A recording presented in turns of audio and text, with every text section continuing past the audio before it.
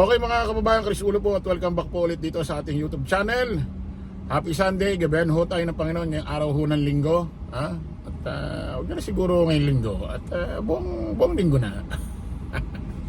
Okay mga kababayan, mga kanalays at ilang araw ho lang tayong vlog dahil sa sobrang busy mga kababayan. Dahil kung saan ho tayo naimbitahang mga Christmas party, siyempre kahit pa paano ginagawa na ho natin ng paraan para maatinan ho yan kasi mahirap naman pag di ho tayo nagpunta baka sabihin suplado ho tayo sa personal. Okay, pag-usapan ho natin mga kababayan, simula pa kahapon viral trending ho itong taong ito. Ito hindi ko alam ano ba to, DD shit ba ito? DDS ba ito? Kasi dati nung nakaraan parang gusto yata mag-apply nito bilang spokesperson ho ni BP Inday Sara Duterte. Viral trending pa ho simula kahapon ito hong si Attorney Rowena Guazon na kung saan naispatan ho dyan ho sa isang mall na kung saan ay nagwawala at meron hong pinagsisigawang babae, lalaki or hindi natin alam kung magkakaano-ano to o yung lalaki lang na kung saan ay nagsisisigaw ho itong si Rowena Guazon, si attorney, at kung saan ay pinagmumumura ho itong lalaki dyan ho sa mall at hindi ho natin alam kung bakit, anong kadahilanan.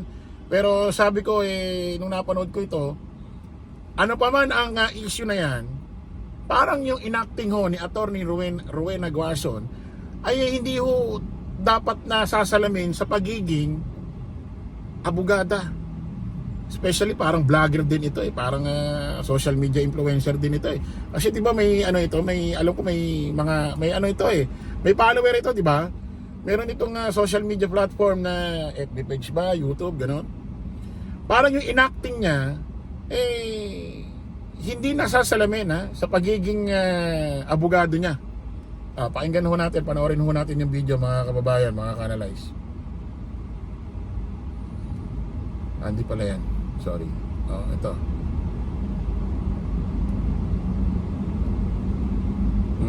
Nga lang.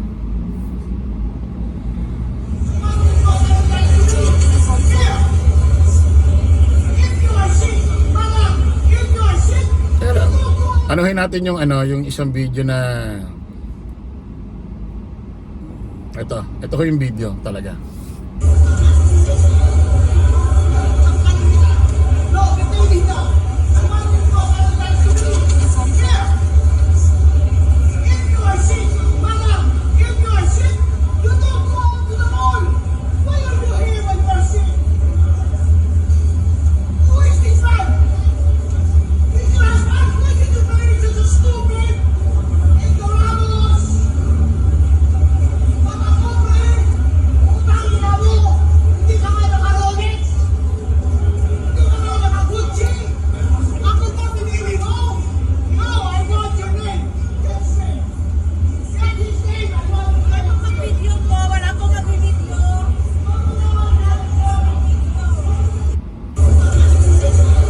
No, mga kababayan, hindi mo natin alam ang punot dulo rito, pero may binabanggit siyang sakit-sakit tapos parang yung isang lalaki rito at yung isang babae ay mag-asawa, no?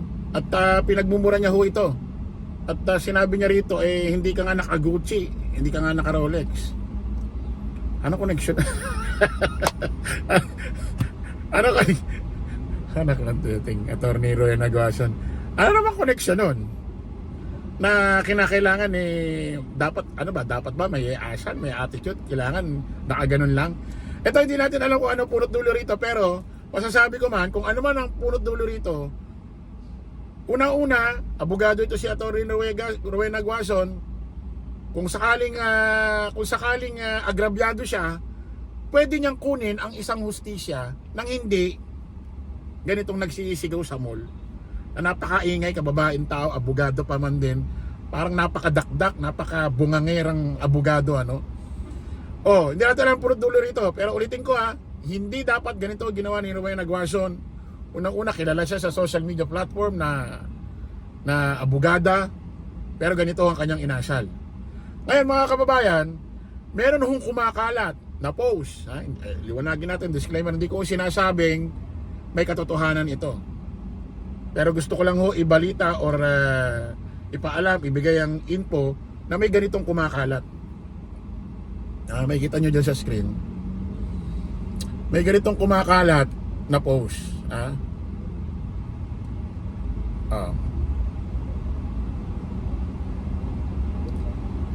Pinost ito, total, naka-public naman. Pinost ito ng Marilyn Harrison. Makikita nyo dyan sa screen.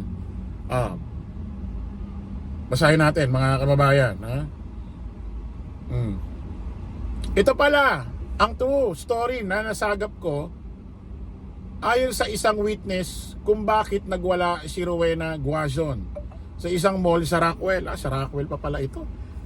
Mall ito ng mayayaman. So pag nag-attitude ka ng ganito, grabe nakakaya. Although kahit saan namang mall, kahit saan namang mall, pag in-attitude mo yung ganito, nakakahiya. Especially na lang, dumagdag na lang especially sa Rockwell kasi talaga yung mga nagpupunta dyan, may mga pera din talaga. Dahil daw ito, palang si Guazon ay umuubo daw ng malakas ng ilang ulit. Kung may ubo, dapat mag-mask. Kasi dumaan ho tayo sa pandemic, no? So dapat aware ka sa sarili mo na kapag ikaw ay may ubo, para hindi makahawa, mag-mask ka. Di ba dapat gano'n, no? Ako, pag nisipon ako, may ubo ko, lumalabas ako, nagmamas ako para sa, alam mo yon, para sa sarili ko rin, hindi madagdagan yung ubo ko, dahil may ubo na nga ako, makakasagap pa ako ng mga anong alikabok. Then pagka nasa public area ako, may katabi ako, umubo man ako, kasi minsan ng ubo, walang oras yan, walang timing yan. Bigla ka na lang uubo, walang timing yan. Reaksyon ng katawan mo yan, reaksyon ng lalamunan mo yan. Pag umubo ka, eksakto may tao, nakakahiya. At alam naman natin na pag umubo ka, ang may taong may ubo, may hangin kung saan saan nakakalat yan. Pwedeng masagap, masingot ng tao. Dahil daw ito, palang si Guazon ay umuubo daw ng malakas ng ilang ulit. Kaya naman daw itong mag-asawa na malapit sa kanya ay nagsuot ng face mask, bagay na ikinagalit ni Guazon. Ba't magagalit ka? Diba? Okay lang sana kung sinita ka. Malis nga ho kayo, ma'am, sa tabi namin, inuubo kayo. Pangit yun, bastos yun. Pero kung umuubo ka at nalaman ng katabi mo na wala kang mask, umuubo ka at sila may mask at nagmas sila, hindi mo dapat kagalit, yung karapatan nila yon. Matuloy yung abogado ka, putik, baloktot yung utak mo. Kung totoo man to,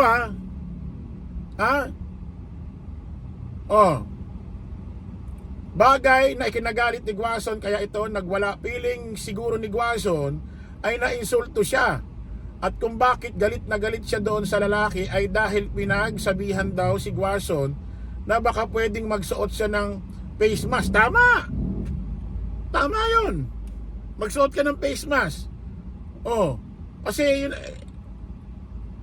alam mo yun, security sa sarili mo yun, sa health, security din ng mga makakasama mo sa paligid mo in public, security rin sa health nila yun.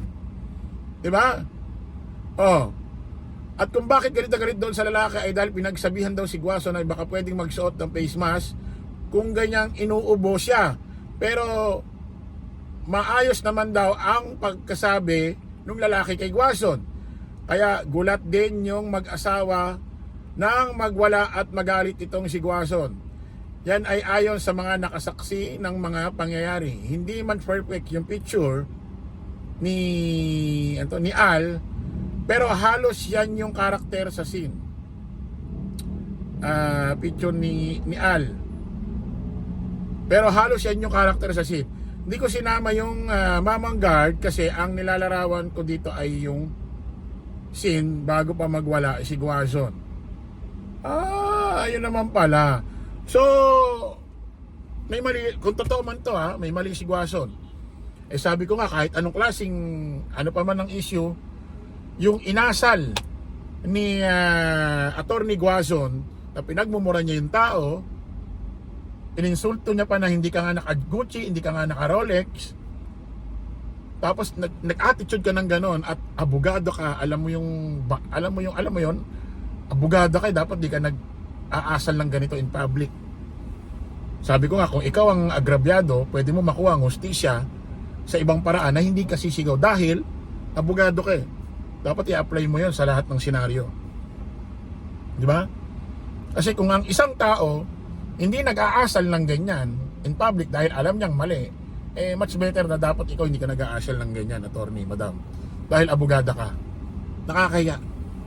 Para kang alam mo yon, para kang isang palengkera sa palengke na nag-abogada tapos naka-graduate, tapos ganun pa rin yung attitude, naging abogada lang. Parang ganun eh. Nakakaya po, attorney. Kung makapagmura ka pa eh, hindi ka nga naka-Gucci, hindi ka nga naka-Rolex. Eh kung totoo man itong kwentong to, eh kinakailangan ba bago ka sitahin ng isang tao na magmas naman kayo, eh kailangan ba naka-Gucci siya or naka-Rolex? Di ba? Hindi ka pa ma-influence ang tao, hindi ka pa mayaman, ganyan na ugali mo kung makapagmura sa tao. Ang pangit ng inugali nyo, attorney. Ang pangit. Hindi ka pa mayaman yan, hindi ka pa ma-influence yan. Abogado ka lang, ganyan ka pa, para mo kung sino ka. Okay mga kababayan, kita-kita ulit tayo sa panibagong vlog. Bye bye po.